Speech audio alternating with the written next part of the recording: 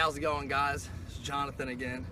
I'm here just about to make a video going over exactly what to look for on an older roof when you do an inspection, you know, how to assess it for hail damage, wind damage, and also just old age, and seeing exactly just cosmetic things or issues that maybe are causing a leak that even have nothing to do with storm damage. It could be from prior installation or something, you know, with the house, the way it's structured with the gutters pointing out. So just a few things we're gonna go over so that way when you get on the house you can give it a good evaluation. You know, even starting out with you know, safety. Obviously today we're not wearing cougar paws, we're wearing sneakers, and you know, you should have your roofing shoes on or your gloves.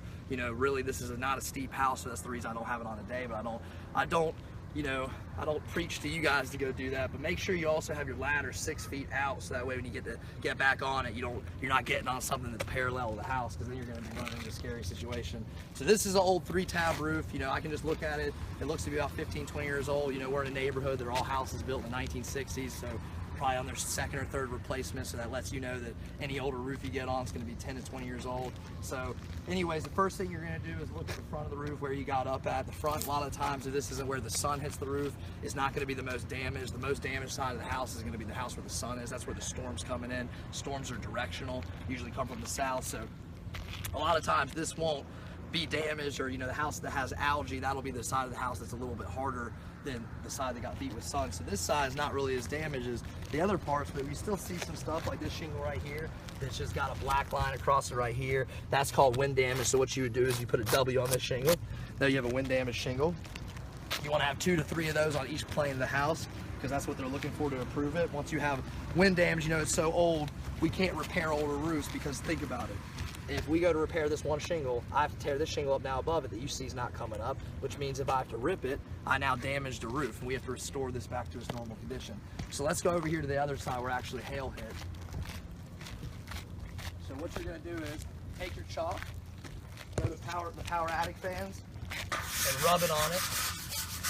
As you start seeing dents come up, this is where the hail is, or stones has come down and hit it. You're looking for stones really the size of a quarter, because that's when you know you're going to have good damage on the roof. But these are, let's say, a nickel, which still can cause stuff depending on how hard the metal is. So now we got that taken care of. We have collateral here. We have something showing that a storm has occurred here, just like if you were to go to a murder scene and they're looking for the murder weapon, they need some type of evidence.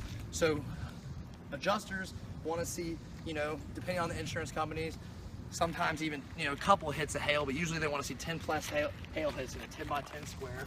So let's do a 10 by 10 square. You know, the easy way to do it, if you don't want to measure, is count the tabs. 1, 2, 3, 4, 5, 6, 7, 8, 9, 10. And then count down 2 for each tab.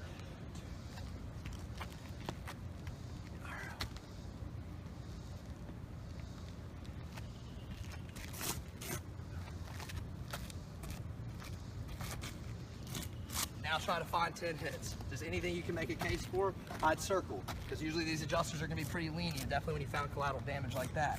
So now you're running around, you're circling your 10 hits.